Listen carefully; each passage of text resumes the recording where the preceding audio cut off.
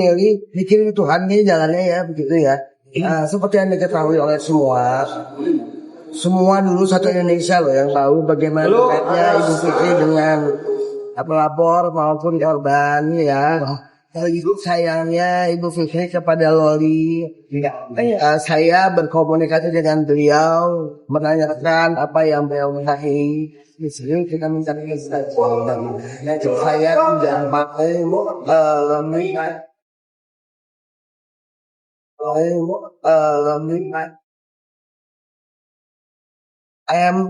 tapi murni di sini saya meminta keterangan beliau apa yang beliau ketahui tentang Loli, bagaimana Loli, itu aja sebagai keterangan untuk kepada majelis. Sempat terpikir kira-kira dibawa nggak sih atau mau nggak sih? Sempat takut karena beliau sibuk ya, karena beliau sibuk. Tapi saya yakin seperti saya selalu bilang sama rekan-rekan, sepanjang perjalanan sidang ini saya selalu dapat keajaiban dan kemudahan itu. Maka saya bilang mudah-mudahan doa ibunya ini yang menembus langit ya. Saya selalu bilang Fadil cuma tugasnya angkat tangan, biar Tuhan yang kirim tangan. Nah, sekarang lagi-lagi Allah kirim seseorang yang mengetahui dengan benar dan baik bagaimana Loli bahasa tidak permasalahan ini bisa terbuka, bisa lebih terang benerang, bisa lebih jelas karena gimana Tuhan nggak pernah di mata manusia boleh ketemu apa aja deh. Tuhan enggak. Tapi sempat didiskusikan dulu ke Fadel kalau motif ini apa? Oh iya tentunya saya diskusikan. Kalau dari Fadel mengikuti aja apa yang kita upayakan karena sekali lagi saya mengupayakan hak hukumnya Fadel. Saya tidak membenarkan apa yang dibuat, tapi Fadel punya hak hukum di sini untuk bisa saya perjuangkan bagaimana nantinya pada akhirnya mudah-mudahan ini tempat selesai dan semuanya jelas. Mbak, tapi keluarga Fadil menyambut baik dengan Mbak Fitri sebagai sangat baik. Ini ada keluarganya dari, nah itu ada kakak-kakaknya. Saya juga belum kenalan. Ini Bintang. Oh ya, kenalan dulu. Kenal ya.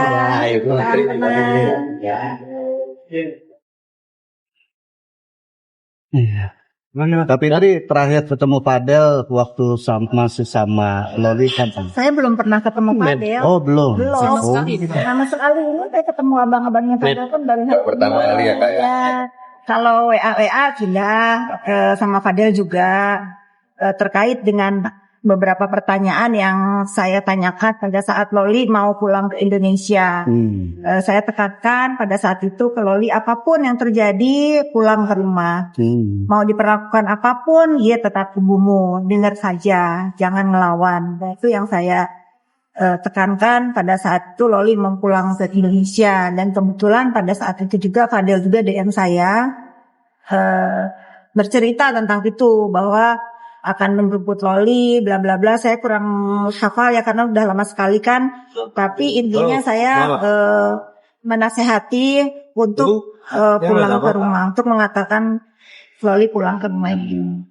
Loli sendiri pernah nginep nggak sih di rumah sakit? Nggak pernah. Kan saya dari awal kan selalu bilang ya, kenapa saya setelah Loli pulang ke Indonesia nggak mau berkomunikasi lagi. Saya pernah memberikan statement itu. Karena saya merasa ini urusan ibu dan anak yang akan mereka selesaikan sendiri dengan baik. Kayaknya ada kamu juga kan. Saksi lu. Lalu kalau media tanya kan saya jawabnya ini urusan keluarga. Kan enak nih ya kalau kita tenang, lawyernya juga memberikan pengertian ke saya gini loh kak. Oh iya ya sudah kalau misalnya perlu keterangan dari saya yang saya tahu ya akan saya jawab.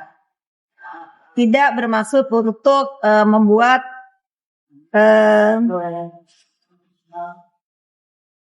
orang tuanya Laura marah ya. Ini saya berada di sini untuk kebenaran yang saya tahu. Sekali lagi saya tegaskan, tidak ada akibat tanpa sebab. Kalian kembangkan sendiri. Oke. Cukup ya. Gimana Bang Martin? Sudah hadir nih Kak Fitri, tanggapannya Bang? Ya untuk Baca Padel, Fitri juga mau menjadi Padel, juga bakal semuanya bisa menjadi yang terbaik lah. Jadi terima kasih Kak Fitri apa kasih waktu kita apa mau juga ya ada Oke. Nanti lagi setelah ini kita lanjut ya besti. Maghrib jangan lupa sholat maghrib, ayo. Selamat kopi. Terima kasih udah diingetin.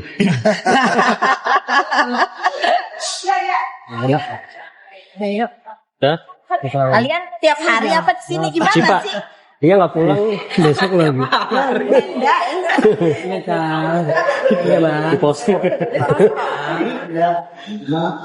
Katanya mau jalan. Oh iya, saya mau jalan nih. Saya udah Suka sama Padel. Iya ini. Ini nggak mau nanti. Ya tapi aku akhirnya nonton podcast kalian ya, kan mau dipakai. Insya Allah ya, keluarga yang kalian support. Valid banget. Oh, kata Timur bapak jaga bapak saya.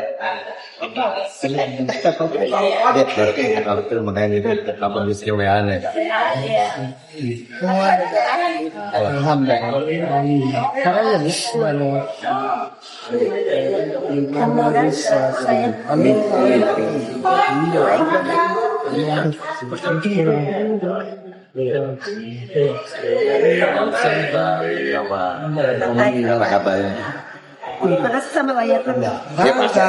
Kita apa mau Menyentuh. Yang ngobrolnya itu ini loh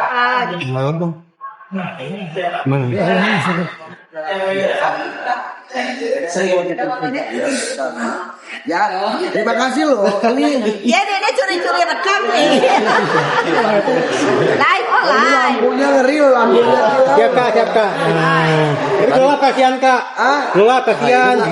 Ada live kak. Ini yang lain dapat apa? Dapat paus ya? Dapat paus ya. Paus. Nanti lagi ya. Apa kalau live silakan aja. Oh, jangan nanya ya.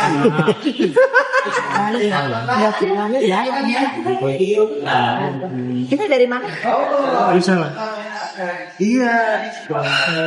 Puasa aman, hubungan. Bisa konten news yang asli dari tonton. Ya apa? Yang aku tonton. Kalian selalu aku tonton kok. Kalau lagi pas kelihatan kalian nonton.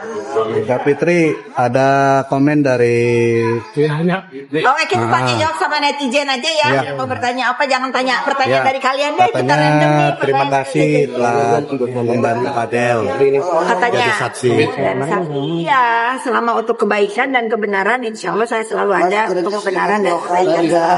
suaranya beneran. Teman kamu apa? Ini tapi ini komennya nggak bagus katanya di mana-mana ada. Ya nggak apa-apa, memang kan udah trademarknya begitu kan. Saya kan udah dibilang di mana-mana ada dalang apa ya sudah. Ya udah jangan heran kan mereka sendiri yang memberikan statement seperti itu. Ya udah amin ya. Tapi kadang sempat terganggu nggak sih mungkin dengan apa komentar negatif dari netizen? Ada, saya pikir selalu teru masalah uang dengan komentar negatif nggak ada, santai. Tapi sempat terpancing nggak kadang Nggak. kepikiran gitu emosi nggak? Kelihatan nggak muka saya kalau kepikiran gara-gara ucapan netizen? Kelihatan nggak? Apa mungkin menganggap netizen itu apa sih yang berpikir atau berkomentar negatif kepada Kak Fitri? Apa menganggapnya apa mungkin? Netizen itu ibaratnya hutan Kalimantan ya. Hutan belantara yang nggak pernah saya pergi ke sana ya sudah. Kalau misalnya ketemu ini itu ya enjoy aja. Namanya juga kita main sosmed. Kecuali kalau komentarnya dari orang-orang yang saya kenal, yang saya tahu nyakitin, nah itu baru sakit. Dari yang nggak saya kenal mau so what? Artinya cuek aja menghadapi komentar Ada netizen. lebih kata dari cuek nggak? Apa ya? Bodoh amat. Bodoh amat. Ada nggak yang lebih bodoh amatnya itu? Ya. Dianggap apa pansos begitu gimana tetap Terserah, saya mau dianggap pansos kek, mau dianggap apa, suka-suka aja. Suka-suka aja, tapi kalau kalian harus tahu, pansos saya itu untuk apa? Apakah saya selebritis? Apakah saya artis? Atau saya jualan apa di dunia maya? Kan enggak. Jadi pansosnya buat apa?